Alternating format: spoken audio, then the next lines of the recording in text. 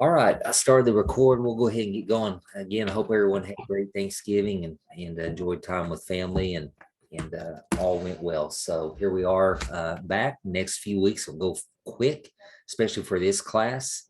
It's moving fast. The end of the semester will be coming up. So I just want to clarify a couple things, specifically dates, to avoid any confusion in case I think I might have goofed up on that syllabus. So I included Thanksgiving week in there as one particular week. So technically this is week 6. Just want to make sure everyone's clear on that. This is week 6, 11/28 through December the 4th.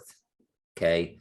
And on the syllabus, I know for my 805, I included 1 week during that Thanksgiving week, and technically we were off, and it didn't count as one of the weeks. So I just wanted to clarify that to avoid any type of confusion.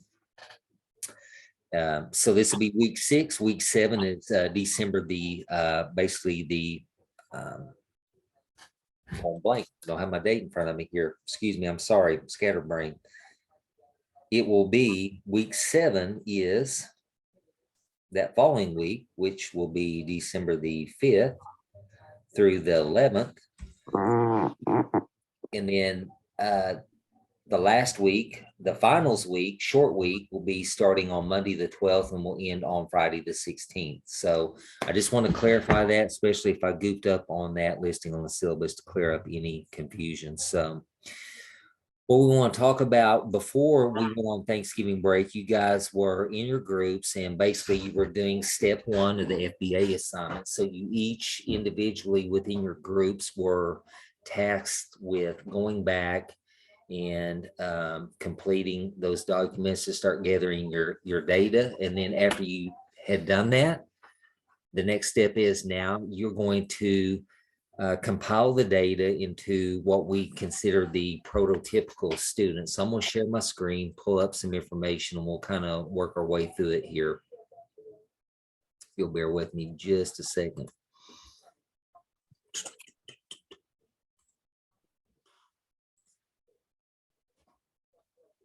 Oh, wrong one. Told the class before this, when I have too many screens open, I always mess that up. It's too much. I saw the word master thesis, so I'm glad that wasn't us. No. Yeah, we're going to slide that in, by the way. Bear with me here a second, guys.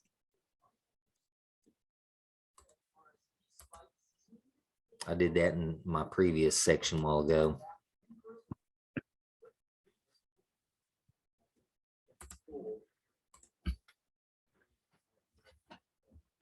Okay, can everyone see my screen? Mm-hmm. Okay. So you can see, going back, kind of revisiting step 1, kind of went over that, and we talked through that quite a bit. I know there were several questions. Hang on, my recording. There were several questions on, does every one of us do this, and how's that work? So each one of you, again, were to go and complete that task with the individual forms, and then come back and compile it into one. So here are your forms. You can see on my screen share. Going back again, you guys were to take those and do it. You had the interview form, observational charts, ABC analysis, your frequency, duration. So now we're looking at step 2. Basically, here's where we're at. So basically, you're going to analyze, compile your data for clarifying and targeted behavior. So the goal was to try to identify a common behavior that you could target. Was everyone able to identify that within your groups? No problem. Amy, Susan, Glee, everyone. I mean, we agreed on one, okay. But so I didn't. So yes, we agreed on one, and then we're gonna. What's the best way to email each other all these forms, or it could as far as let me back up. Did everyone get my emails where I shared groups where sent your emails to each other? Did everybody get that? That was another thing you guys had asked if I could do that for you. So I want to make sure, did everyone get that? Okay. Yes. And thank you for my group. We have a Zoom set up for tomorrow night. So okay. Yeah.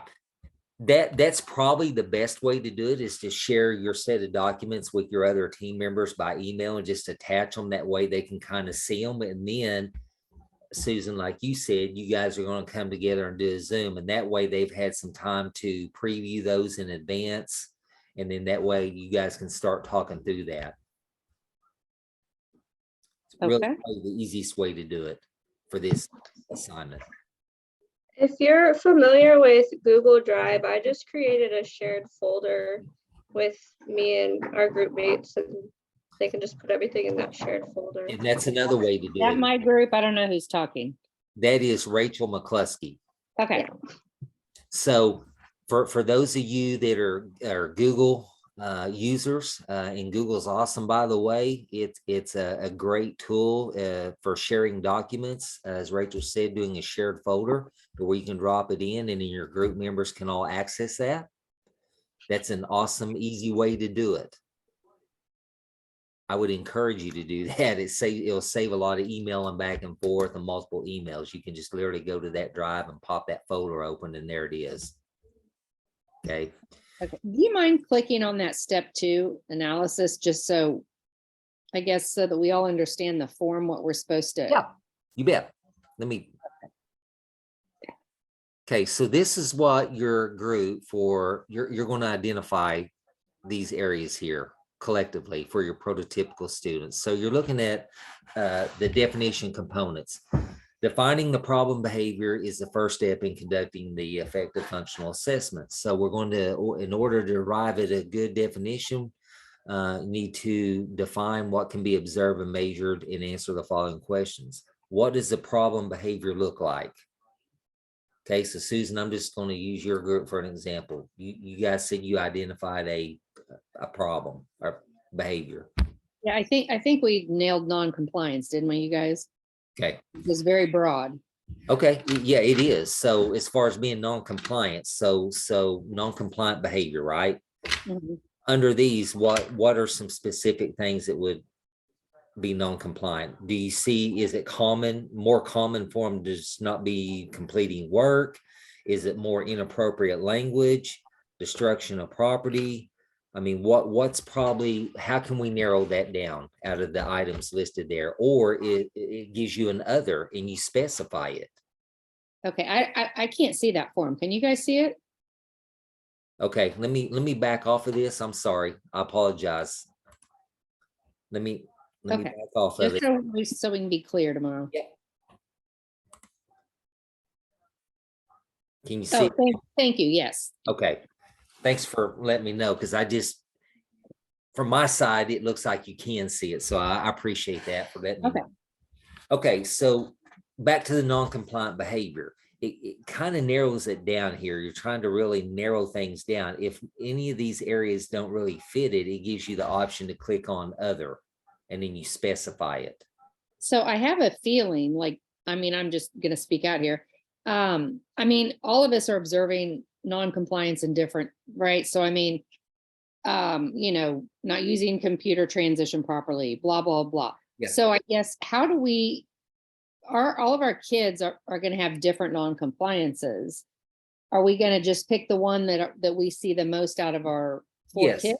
Yeah, you want to narrow it down and find a common one amongst your group. Okay, the one that's most prominent between all of our What's most prominent that you as a group feel would be the most prominent one that you want to identify for this assignment? Okay. Yeah, exactly. Okay, so your group's talking through it. You for your group, and I don't know, are you in Rachel's group, Susan? No, you're not. But let's say, Susan, your group does a Google shared folder and all that, and you're seeing all this, and everybody's looked at it, and you're like, hey, we as a group, we feel like not completing work is the targeted behavior or inappropriate language, whatever it may be. And so that's what you're going to identify as a group. You're only going to complete one of these. Okay. Okay. Each one of you is not completing. You're just one of you is going to complete it, submit this. So that's the first step, is this basically going down. This is a very basic form. It's not anything that's detailed or elaborate. That will be in the next step. Okay. For step 2, we're identifying. Then we're going to drop down to the second part. how is this behavior performed? Okay. Topography, appearance, I mean, how is it performed? Consider the following categories: the type of physical movement and use of objects. How are they performing this? Okay, I'm on inappropriate language. Are they mumbling it under their breath? Are they standing up and dropping the F-bomb loud and proud? You're right. So that you're going to kind of identify and specifically describe how are they performing that type of behavior. So like not completing work, they're taking multiple breaks during a class, they're, Right, daydreaming, multiple breaks during the class, gazing. Okay, Okay. which could be, do what now? Sleeping. Yeah, sleeping. If you see a lot of gazing and stuff going on, that could be a sign of something else going on that needs to be looked at.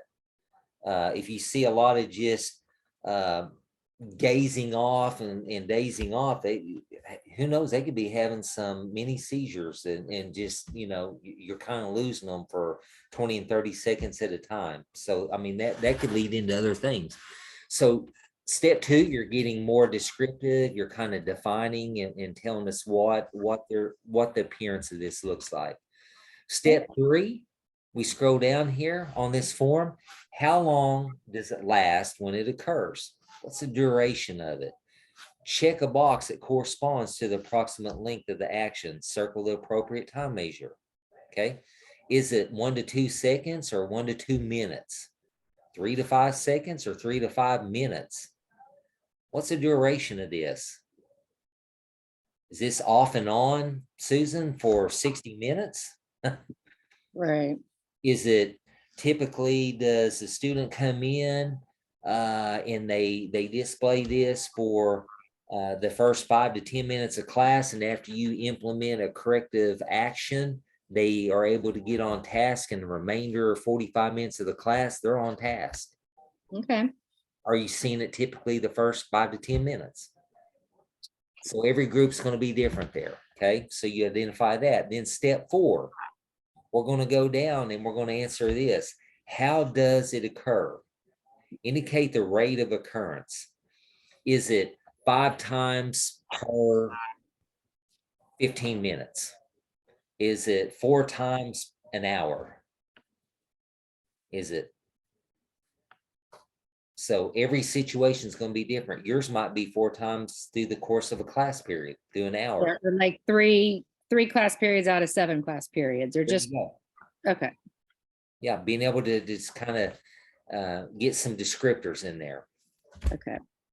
How damaging or destructive is the behavior, the intensity of it? An example also could be no physical injury involved in that. How destructive is it? Well, with this student, if you mentioned sleeping. Well, is it to the point where after a period of time, the student starts drooling or snoring? And this is going on off and on for the class period, and it's totally distracting the entire class to where it's becoming totally where no one's on task. I mean, so you're just going to write a description in here. Is there any physical harm?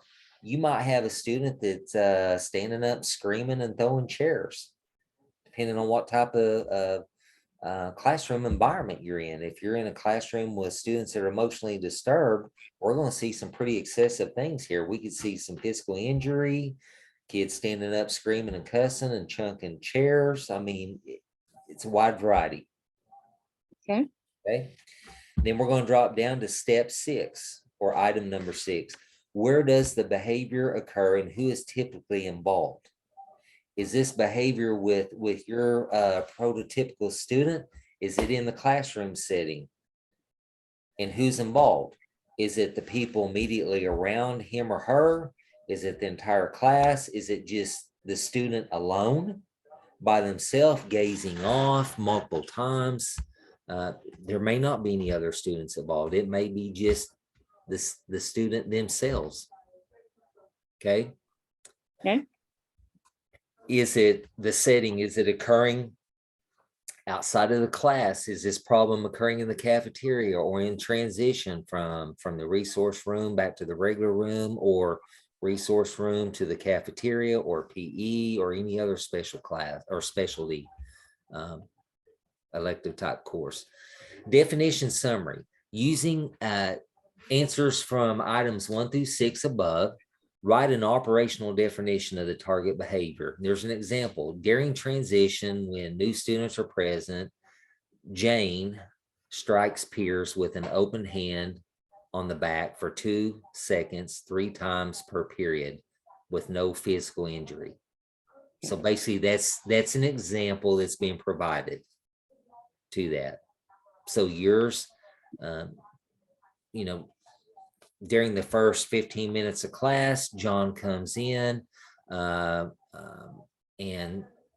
immediately sits down and starts gazing off for periods of times for 3 to 5 seconds, 4 times throughout a 45-minute class period.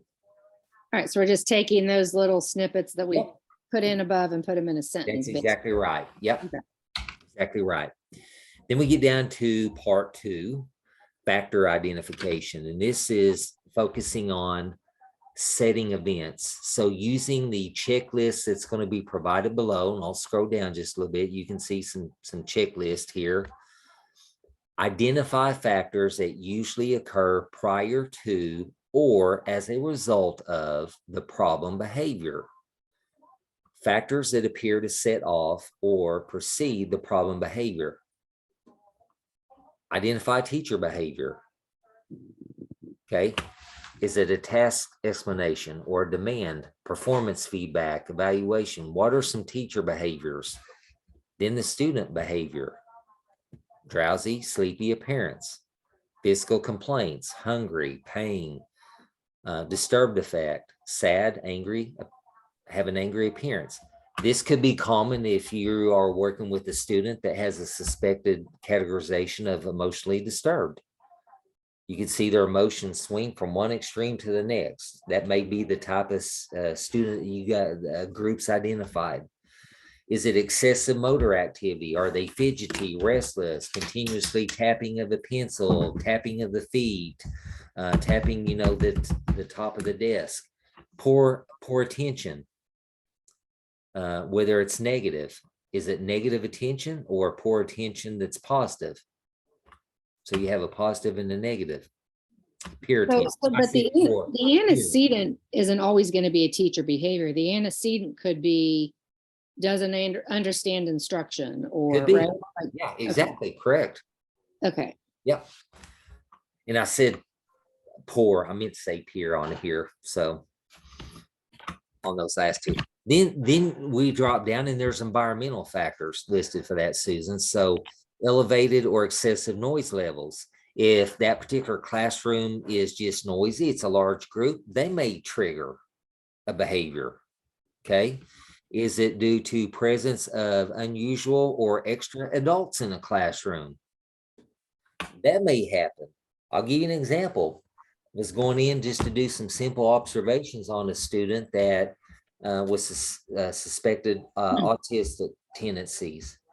So here I am, a new figure coming in the room, and the first 4 times I come in just to show my appearance, student runs across the room, gets in the corner, and curls up into a ball with their coat over them. And so I literally, before I could test the student, I had to go into that room. The first 4 times they did that, then on my 5th, 6th, 7th, and 8th, I would just go in and sit in the middle of a room in a chair and just sit there, not move, not say a word. And eventually the student would get out of the curled up fetal position and kind of edge his way over to the room to where he would sit on the floor next to the chair. On the 10th time I went in, he would start, "What's your name?" I had to do that a series of times before I could even test the kid. So it all depends on the students. Okay. You're going to see a variety of behaviors here, especially environmental, just that presence of a new person in the room, presence of unusual or extra peer or peers in the room. Could this behavior be triggered if maybe an emergency happens with your neighbor next door and they have to have, their class come in and sit in your room while they deal with an emergency? Is this going to trigger behavior because there was extra or unusual peers brought into your classroom? So is it related to environmental factors? Transitional tasks or activities, unexpected routines. This happens a lot with students that are autistic. They have a routine. If you get them out of a routine, it totally throws them off. That's very common, okay? Transitional task activities, unexpected or irregular activities, okay? Access or availability of preferred activity tests. Okay, if they don't have access or availability to certain tests, let's say something triggers a behavior, Susan, because all the Chromebooks in your classroom are loaned out and they rely on that, or they were looking forward to that. That was kind of their reward for coming into your room that day and working, and you had to loan them out, and that triggered that behavior, it would fall under that right there. Okay. Termination of preferred activity or task. Something may have occurred, and there's a consequence that's in place, and it terminates their preferred activities. Okay, maybe getting PE taken away, or maybe getting recess taken away. Set them off. They lost that preferred activity or that task. Well, it's time to close your computer now, and we're going to move on to. There you go. To Exactly. non-preferred Not your task. computer. Yeah, exactly. The last one on that checklist there, availability or access or availability of food. Okay. I'm thinking more maybe you are accustomed to giving out snacks. Those kids don't get fed. They're undernourished at home, and that's kind of a reward. You come in and you work hard for me, and I'm going to give you, a snack at the end of the day. You ran out the night before. You didn't have time to go to the store. They're coming in first hour, and guess what? They're used to having that. Johnny didn't get it, and that just totally sets him off. Okay, could be that. Yep. Going down under part 2, item 2, factors that appear to maintain or follow the occurrence of the problem behavior. Again, we get into teacher. Could it be teacher behavior? Could it be student behavior? Could it be environmental factors? And it gives you a checklist: teacher reprimand, teacher encouragement or praise, task removal, withdrawal of teacher attention. You're ignoring them. You're ignoring this student. He perceives that as you're ignoring him, Susan, so that triggers it. Okay. You might be doing it on purpose. I don't know. Okay, I'm kidding. No, I hear you. All right. Student behavior, poor attention. Poor attention, or I'm sorry, peer. I keep saying poor. Peer attention. Negative peer attention. Could it be positive peer attention or affirmations? Withdrawal of peer attention, isolation. Okay. Environmental factor, access or availability of preferred activity or task. Again, these are a lot of repeats that they're throwing back at you. Removal of student or alternative setting. Okay. Are you having to remove that student from class and put them in an alternative setting? Okay, that happens sometimes, right? I don't know if you've experienced it yet in your role, but that does happen. Okay, then we drop down to part B. We're going to behavioral intent identification. So using the checklist below, we're going to identify possible functions or outcomes that the behavior may serve for the students. So if more than one function appears to be reasonable, a reasonable explanation, rank order your responses from 1 to 3, with 1 being the most likely function of the behavior. Okay, the 3 is being the least likely.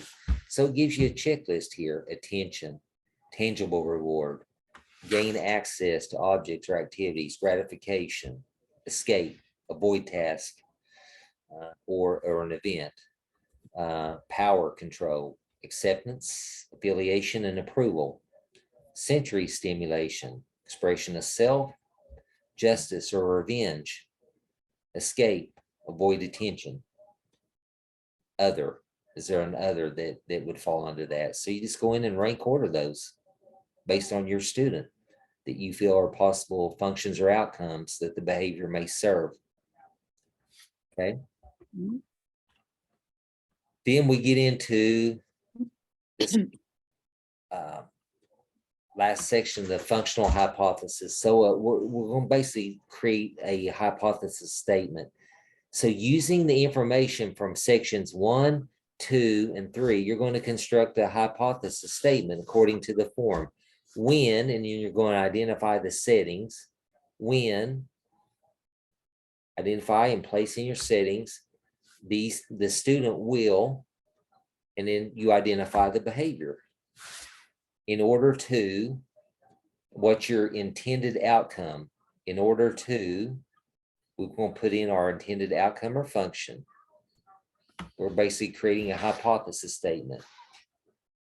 Then we're going to create our functional analysis plan. In order to test the hypothesis, the following analysis will be attempted.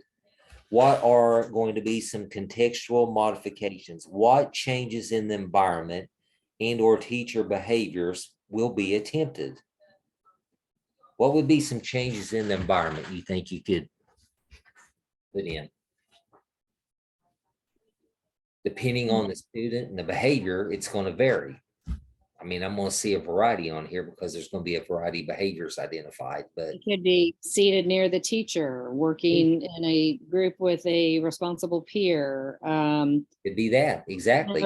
2-minute warnings. I mean, just Any of those things will work. It's not like we're going in and having to reinvent the wheel here. I mean, these are going to be simple things that we're just changing up. And it could be something that is very simple, but yet it may make a major difference for this kid.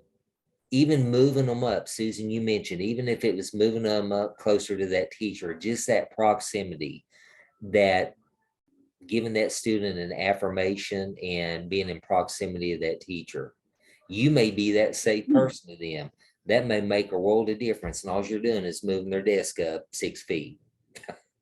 That's yeah, it. I mean, like my one who is obsessed with his computer, who's on the spectrum. I mean, he's not allowed to open it now before class. Yeah. Because it was a 10 minutes to get him off of it. Yeah. So Maybe it can be simple things. Again, this is not like we're going in and trying to reinvent the wheel and come up with these big elaborate responses and changes. A lot of it's just basic, simple things, as simple as moving them across the room, or maybe pairing them up with a responsible peer. That may make a huge difference. So the second thing is there looking at any type of curricular accommodations? What changes in the instructional materials or techniques, delivery techniques, will be attempted? So here, this is, you're creating some accommodations here. Do I need to change up any of the instructional material for this student? Is the material too far above their ability level? I mean, it could be something like, accommodation or modification? huh? Is this an accommodation or a modification? This one here is an accommodation. So this could be changing the instructional material. Accommodation, are you going to change it up? Are we going to implement some type of device versus modifying work? Okay, what could be an accommodation that you can implement?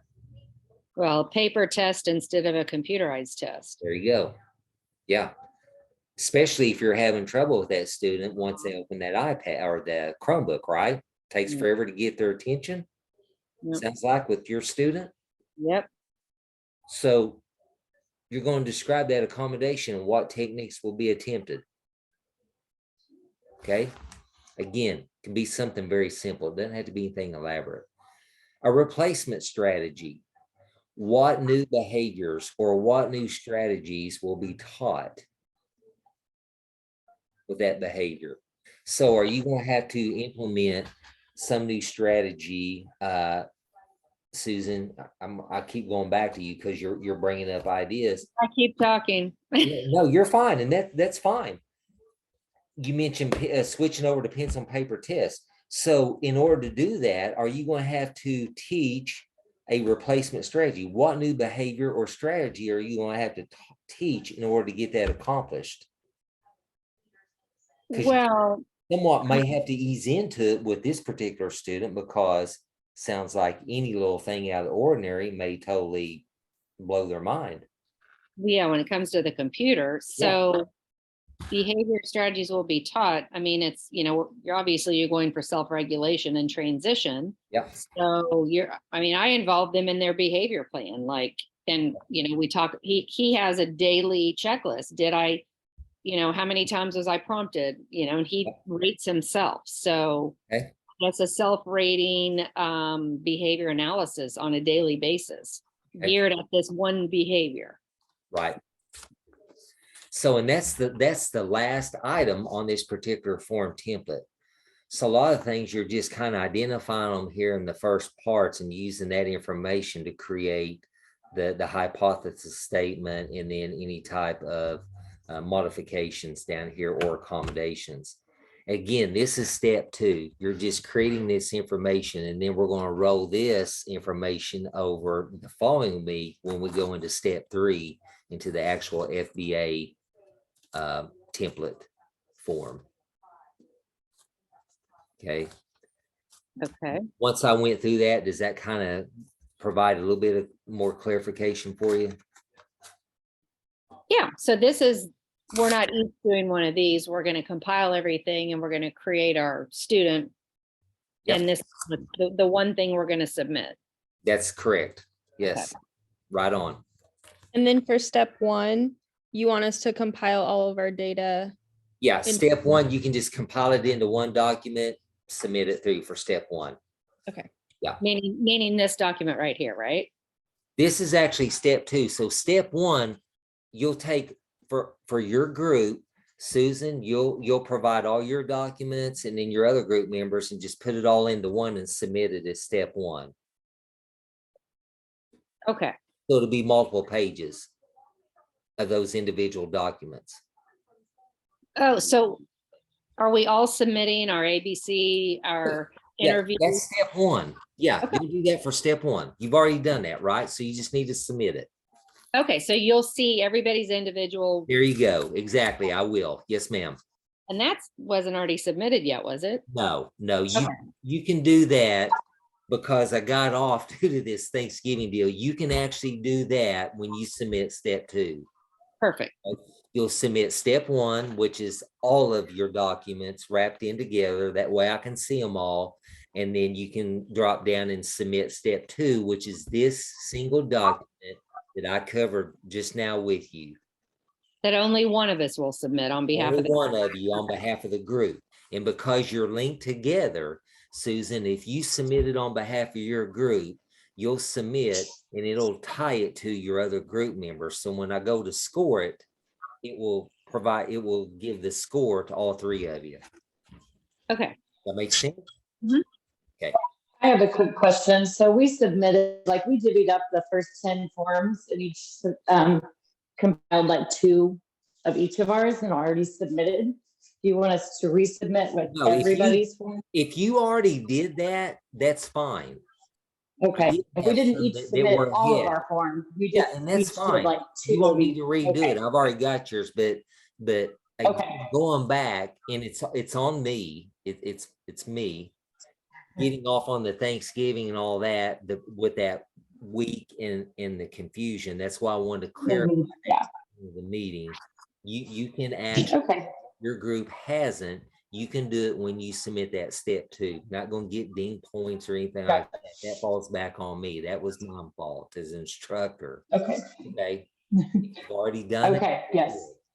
So you just All right. want to make sure that we all as individuals know how to do those individual forms. That's correct. Yes, ma'am. Okay. You're right. Yeah. So going back to answer your question, that group, and I couldn't tell because my screen's minimized with all the participants tonight. To answer your question, your group had already submitted it. So you won't need to resubmit step one. You've already done it. Okay, Okay? yes. Your group, Yes, thank you. your group will only need to submit step two. Perfect. Sounds good. I just want to make sure. Yes, thank you. Yes, makes sense. Thank you. You bet. Okay, anything else? I just wanted to go over this form, make sure we're all good, no misunderstanding, kind of bring some clarification to that. Then next week, I'll pop up the actual FBA document. I'll walk you through that, and then you'll use data and information off of this and roll it into that FBA form.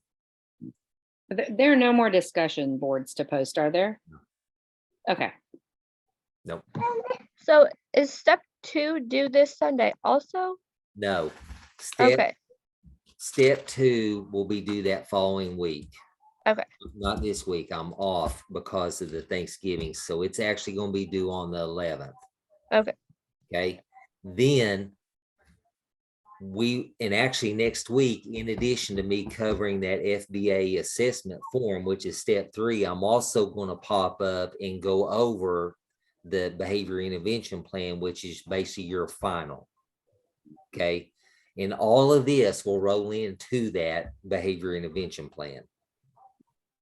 And the behavior intervention plan is basically just the strategies that we're going Exactly. to use associated with the behavior. That's exactly right. And so next week, so just so you know, looking forward, I will pull up step 3, the form. We're going to go over and talk through it together. And then I will also pull up that behavior intervention plan, and we will go through that and talk through it, because that will be due that following week, finals week. On that Friday is the last day of class. So it's a pretty quick turnaround. Okay. That's why I want to go ahead and pop it up next week and get into it. So step 3 and the behavior intervention plan will be due by that Friday of finals week. The BIP will. It will be due on Friday. That's correct. And the step 3? Step 3 will be due. Yes, it'll all come up due. So we have Okay. step 1 due on the 4th, Yes, step 2. due on the 11th, and then step 3 in the BIP on the 16th. Is that right? Hang on, let me go back and look at my calendar, guys. I don't have it in front of me. I'm gonna put it up on my phone, okay? Again, I got totally all off on my dates. Thanksgiving. Okay. So this Sunday coming up is going to be the 4th. Okay. So step 2 and 3, I'll have you guys submit on the 11th, step 2 and 3, and then the BIP will be due on the 16th. That way it gives plenty of time. Okay. Because essentially step 3 is not going to be a lot different after you submit that step 2. And I will talk about step 3 next week on Wednesday. Okay. So you guys will submit. I'll have you submit. It gives you a little extra time. I'll have you submit 2 and 3 on the 11th, Sunday the 11th, and then the BIP on Friday the 16th. Okay, so just to clarify, by this Sunday, you're going to actually, if there's 4 of us times 6 documents, you're going to get 24 documents all in one folder? That's right. Okay. Yep. Okay. Again, I'm going to clarify. December the 11th, Sunday, you can step 2 and 3 will be submitted. Then, everyone good? Got that? Then that Friday, the 16th, which ends the semester, is when that BIP assessment will be due, or the BIP plan, not assessment, the BIP, behavior intervention plan. Okay. Next week, I will walk through step 3 and also pull up the behavior intervention plan. We'll walk through it together. Okay. So is there a template for the BIP, or can we just use what? Now, I mean, there's a template form in the course shell. Yep. And I will pop it up and share the screen. We'll walk right through it together. Okay. Okay. Everyone clear? Everyone good? Yes, makes sense. Okay. All right. Any other questions? So Mhm. Susan, I think your group, you said, are meeting via Zoom tomorrow. Is that correct? Uh-huh. Okay. And so, So I imagine we'll look at all of our data tomorrow together. Okay. And, Yeah. Again, to make it easy, if you guys are knowledgeable with Google, I would encourage you to use that Google folder, that shared folder, that drive, and that way you guys can just dump all your information in there and everybody can see it within your group. Makes it a lot easier. So is that already created somewhere, like our group is created with, I mean, I know who my group members are because we've been emailing, but are you saying to use a folder within our email, in our Google Drive? Yeah, you can create it on a Google Drive and share it Okay, amongst with your other group members. okay. Amy, have your group done that? We're meeting tomorrow. Okay, yeah. Yeah. Yeah, so you can create it and just share it with your group members, and that way they have access to it. Dr. Okay. Posey? Yes, Now, once we have it in our shared drives and in Google, but to submit it, we have to convert it to a Word document. Is that correct? what are you The talking? data. You can download from Google Yeah. Form into a Word document. Yeah, you can So we'll- exchange it too. Okay, So it But do- gives you the option in Google to download it as a Word document. okay, so I'm technically challenged. So would I have to do that for each document then when I'm changing it? Or would it download everything from the shared drive into Word document when I did that?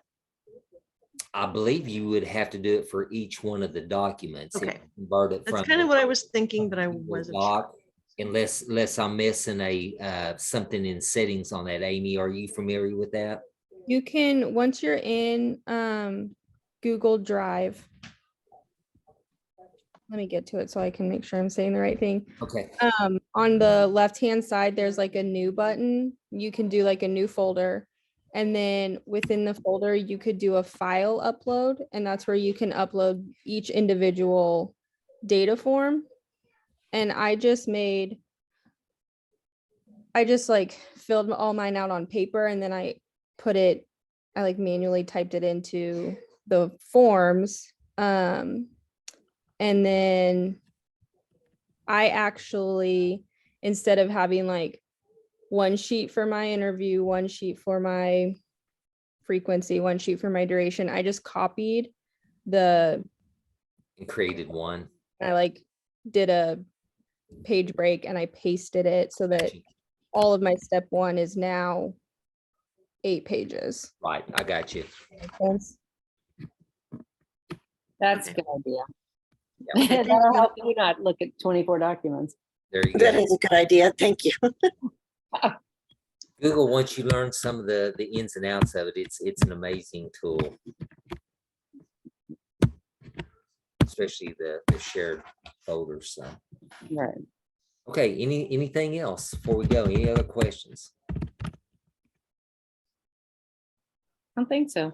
Okay, encourage you guys to get together in your groups, start talking through that. Again, looking ahead at next Wednesday. Remember, I'll go over step 3. We'll walk through that. And then I'll also pull up the behavior intervention plan and we'll walk through that as well. Make sure everyone's clear and understands it. Okay. Hey, I'll see my team tomorrow night. All right. Thank you guys. All right. Questions, you can email as always, and I'll check it early in the morning and then again late afternoon. So you guys have a good one. All right. Thank you. Thank you.